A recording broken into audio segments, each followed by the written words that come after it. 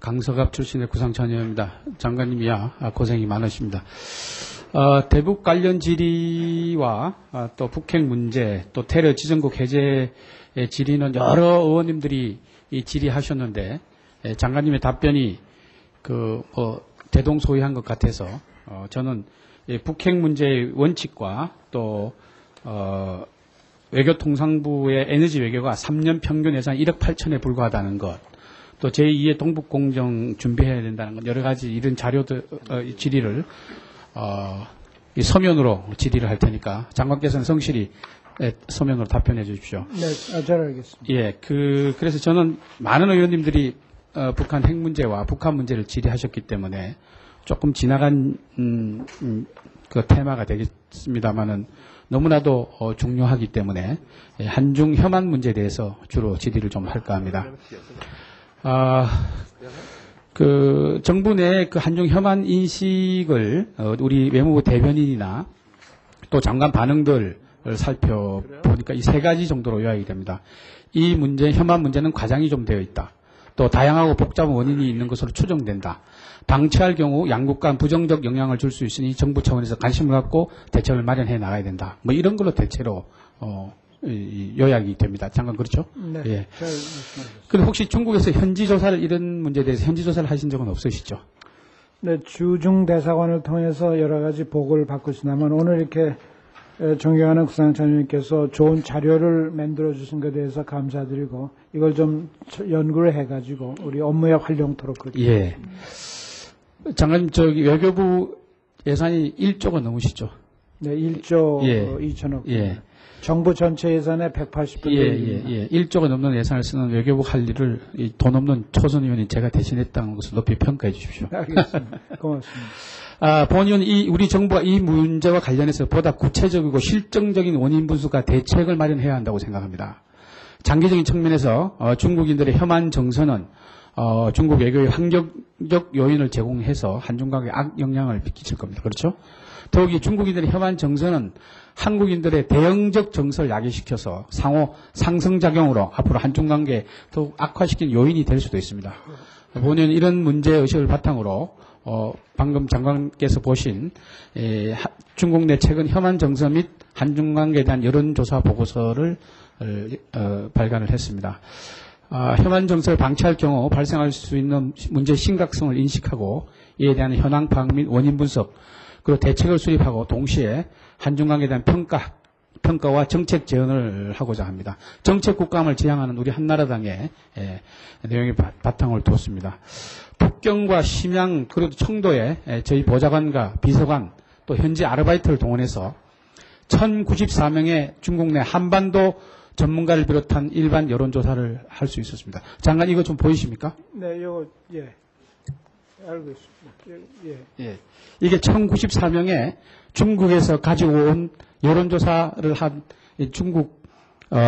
중국말로 된 중국어로 된 여론조사 1094명한테 받은 자료입니다. 이거. 네. 이 여론조사는 특히 당과 외교부에서는 처장급 이상, 관련 기관에서는 책임 연구원 이상을 직접 면담하고 설문조사를 했습니다. 학계에서는 북경대, 청와대, 인민대, 북경사범대, 또 싱크탱크로는 현대국제관계연구원, 중국사회과학원, 국제문제연구소, 개혁개방논단. 아쉽게도 예산과 시간 때문에 상해 쪽에는 직접 가지를 못하고 전화 인터뷰 18명, 그 다음에 여론조사, 이메일 여론조사 30명을 받았습니다. 상해 국제문제연구소, 상해 사회과학원. 그래서 이렇게 심층적으로 분석을 했습니다. 시간 관계상 광범위한 설문조사 결과를 여기서 할 수는 없지만 의미 있는 설문 결과를 말씀을 드릴 테니까 참고하시기 바랍니다. 중국 내 혐한 정서를 보시면요. 중국 내 중국인들이 혐한 정서가 심각하다 43%가 나왔습니다. 그리고 유의할 필요는 있으나 큰 문제가 없다 36.4%가 나왔습니다. 그리고 중국 내 이게 심각합니다. 중국 내 한국 기업인들은 어떻게 평가하고 있냐면 대단히 심각하다 약간 우려스럽다가 총 77%가 나와 있습니다. 그러니까 중국 내 중국인들은 한 40% 정도만 혐한 정서가 위험하다라고 생각하고 있지만 중국 내 한국 기업들은 77%가 이 혐한 정서가 큰일 났다라고 얘기하는 겁니다. 제가 여기 여러 가지 그 자료가 있는데 시간 관계상 그래프는 이거 하나만 제가 보여드리겠습니다. 이 모든 조사를 해보면 조사 집단들이 이 혐한 정서가 구조적인 갈등보다는 현상적인 갈등에서 비롯된 것이며 이는 정서적인 측면에서 불편함과 갈등이 더 중요한 부분을 차지한다는 의미를 할 수 있습니다.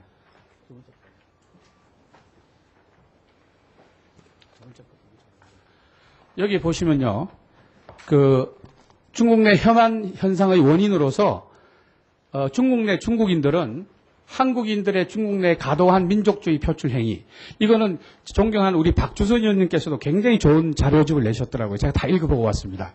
이 그 박주선 의원이 내신 이 자료도 뒤에 보면 이 혐한 문제에 대해서 기술하신 게 있으십니다. 대동소이한, 조사 결과 대동소이합니다. 다만 우리 박주선 의원님 샘플링은 좀 작으신 것 같고 저는 1095명을 받았습니다. 여기 보면 중요한 건 뭐냐면 한국인들에 대한 대중국 평균 우월감이고 한국인의 중국 문화재산권에 대한 마찰과 왜곡이 있습니다. 그런데 중국 내 한국 기업들이 가장 중요하고 잘못돼서 고쳐야 된다고 생각하는 게 한국 언론의 가장되고 무책임한 보도로 나와 있습니다. 장관님, 이거 굉장히 중요한 겁니다. 그래서 한국인들의 대중국 편견 우월감과 한국 네티즌들의 비이성적 비방, 이것도 중요하지만 한국 언론의 과장되고 무책임한 보도가 143명이 이건 엘리트 집단입니다. 143명이 한국에 문제가 있다 이런 결과가 나와 있습니다. 그래서 뭐 여러 가지가 있습니다만은 제가 시간 관계상 정책 제언만 먼저 하도록 하겠습니다. 단기적으로 감성적 접근 정책의 필요성입니다. 둘째는 양국 간 상호 이해 정진을 위한 교류 강화 프로그램입니다. 세 번째, 중국 유학생들에 대한 프로그램을 개발하여서 이들을 바탕으로 친한 그룹의 형성화 및 세력화를 실현하고 또 한국에 파견된 중국인들에 대한 데이터베이스 구축과 인적 관리를 통해 이들 중국 인맥을 활용하고 한중 간의 민간 교류 역할을 하도록 해야 합니다. 또 중장기적인 대책으로 중국 내 인식 변화에 대한 모니터링 체제 구축이 돼야 되고요. 특히 정부보다 국회나 민간 베이스의 전략적 대화의 필요성이 필요한 상황입니다. 유사시에 대비한 상호 이해 정진 및 의사소통을 확보하고 특히 인터뷰 결과 중국도 이에 대한 필요성을 느끼고 있습니다. 다양한 대화 채널. 그 다음에 예, 마무리해 주세요.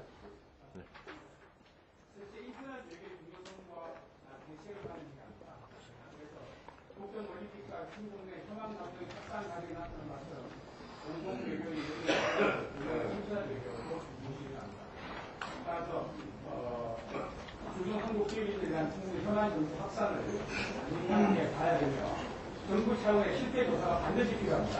그래서 설문조사에 나오듯이 여러분들 이런 순대로 정부가 더가 적극적으로 나서서 세계적인 대중 홍보 활동을 해야 한다고 생각합니다. 저는 우리 전에 올려주시고요. 설문조사에 나오듯이 정부가 세계적인 중국 홍보 활동을 해야 된다고 생각합니다. 네, 아주 적절하고 좋으신 지적을 해주셨고요. 그 점에 대해서 저희 외교 정책에 많은 참고가 될 것으로 생각합니다. 앞으로 적극적으로 좀 실행에 옮길 수 있는 방안을 좀 강구를 해보도록 하겠습니다.